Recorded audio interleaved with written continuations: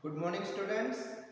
Today we are going to start our syllabus for BSc first year and first semester. Okay, and we are going to start our unit first, which is about the gravitation and Kepler's law. So today's topic is about gravitation. What do you mean by gravitation and a simple law, Newton's law of gravitation. Okay, so today we are going to start this topic gravitation. Let's start.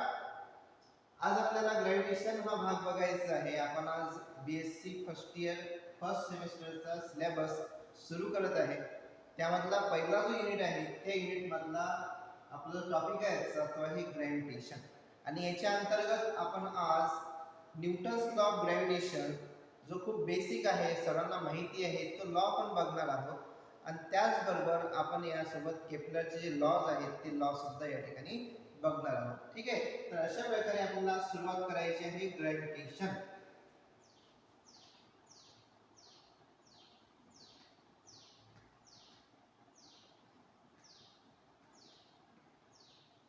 Okay, so what is gravitation? Gravitation is a very simple phenomena to understand. When we throw an object in the upward direction, when we throw an object in the upward direction, it comes back to the earth's surface. Why this happened? So due to the gravitational force, due to the gravitational force attracted or the applied by the earth on the object is come towards the earth. Okay, so such type of process happen due to a phenomena is called as a gravitation. जेव्हा आपण एखादी वस्तू वर फेकणार, ती वस्तू वर गेल्यानंतर लगेच अर्थ सरफेसवर खाली येते. ते कशामुळे होऊन राहिले आहे? It is due to the gravitational force. हा ग्रॅव्हिटेशनल फोर्स कोणाकडे आहे? तर ग्रॅव्हिटेशनल फोर्स अर्थकडे आहे. त्याच्यामुळे ती कोणती ऑब्जेक्टला आपल्याकडे अट्रॅक्ट करते, त्या फिनॉमिनाला आपण ग्रॅव्हिटेशन असं म्हणतो. आता या ग्रॅव्हिटेशन मध्ये एक सिंपल लॉ आहे, त्याला म्हणायचं आहे न्यूटन्स लॉ ऑफ ग्रॅव्हिटेशन. सर्वांनी ऐकला असेल, सर्वांचा तो लर्न पण झालेला असेल, परंतु आपण एकदा परत त्याला रिवाइज करू की what is Newton's law of gravitation.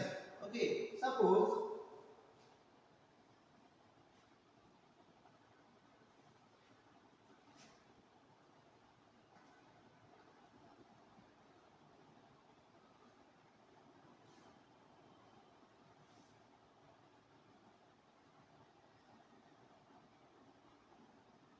okay, consider two masses having mass m1 and m2. Two objects having masses m1 and m2, their centers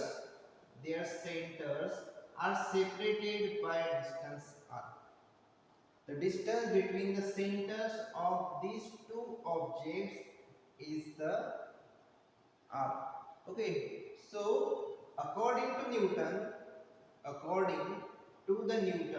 we can say that the force between these two objects, is directly proportional. It is directly proportional to m1 multiplied by m2, means the product of the masses.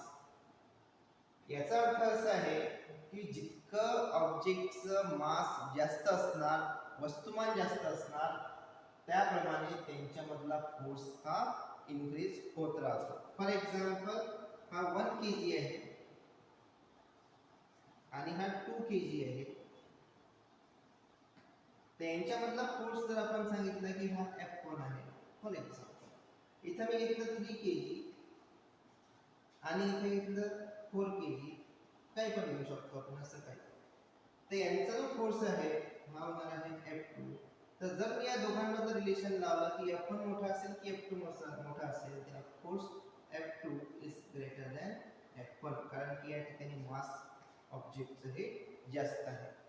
If the masses are greater, the force will be greater. So we can write here this force is directly proportional to product, means multiplication of m1 and m2, and this force again inversely proportional to the square of the distance between them. So here is the distance r between the centers of these objects. या दोन centre मधलं अंतर हे r आहे. त्या बाबतीमध्ये हा जो f आहे हा f इनव्हर्सली प्रोपोर्शनल राहणार आहे. तर इनव्हर्सली प्रोपोर्शनलचा अर्थ काय होतो?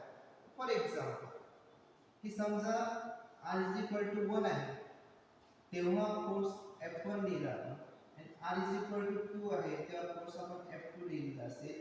मग कोणती किंमत जास्त राहणार आहे? जर r ची किंमत वाढणार तर f ची किंमत कमी होणार. म्हणून तुम्ही असं म्हणू शकता की जर F2 आहे इज लेस दॅन F1. जितकी r ची किंमत कमी तितकी f ची किंमत जास्त. ठीक आहे. म्हणजे जर आपल्याला जास्तीत जास्त ग्रॅव्हिटेशनल फोर्स पाहिजे आहे, ग्रॅव्हिटेशनल फोर्स असणार आहे, तर तो कशामध्ये असणार आहे? जेव्हा या दोघांचं मास हे जास्त असेल आणि या दोघांमधलं जे अंतर आहे ते अंतर कमी असेल. जर ह्या दोन कंडिशन सॅटिस्फाय झाल्या, if this two conditions are satisfied, then we get a maximum force of attraction. Okay, so what the Newton's law state, the force is directly proportional to the product of m1 and m2 mass and it is inversely proportional to the r square. Okay, if we combine these two laws, then we get this f is proportional to m1 multiplied by m2 and divided by r square. Okay, so जर ही sign आपल्याला काढायची तर आपण या ठिकाणी equal ठेवणार आणि इथे कॉन्स्टंट ठेवणार, ज्याला नाव देणार आपण g. इथे येणार आहे m1 m2 आणि याला डिवाइड बाय काय करणार आहे आपण r स्क्वेअर. या ठिकाणी जो g आपण लिहिला आहे, this g is known as the gravitational constant. G is nothing but the gravitational constant.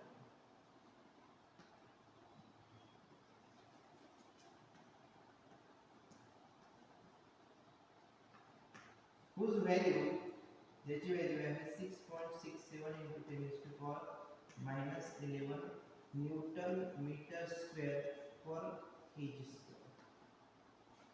And this value is constant everywhere in the universe, so it is also called as a universal gravitational constant. Okay, so this g is equal to 6.67 into 10 raised to power minus 11 Newton meter square per kg square. Okay, this is about Newton's law of gravitation. If we are study about the force of attraction between the earth and moon, between the earth and sun, so we can apply this gravitational law by the Newton, because this law is applicable all over the universe. Okay, any two objects in the universe attract each other by a force which is directly proportional to the product of their masses and inversely proportional to the square of the distance between them. Okay, अशा प्रकारे universe मध्ये कोणत्याही दोन वस्तू त्यांच्यामध्ये काही ना काही फोर्स ऑफ अट्रॅक्शन हा राहणारच आहे आणि या फोर्स ऑफ अट्रॅक्शन या फॉर्म्युलाने आपल्याला मिळू शकतो.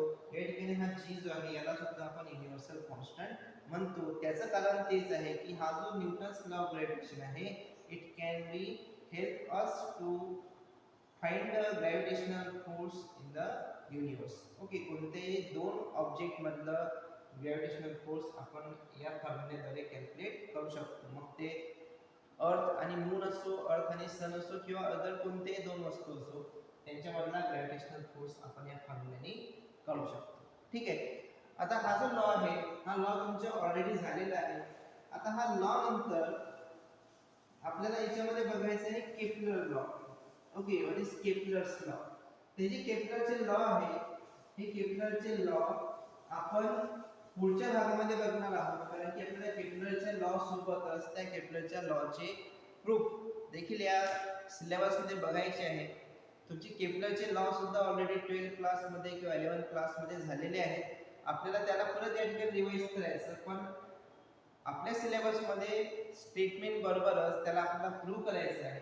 म्हणून आपल्याला एक्झाम मध्ये क्वेश्चन असा येऊ शकतो की state the Kepler's first law, state and prove.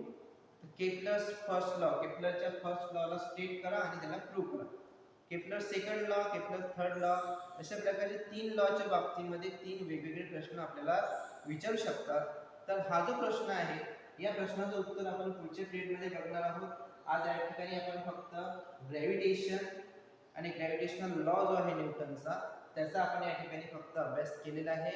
We have studied the law stated by Newton.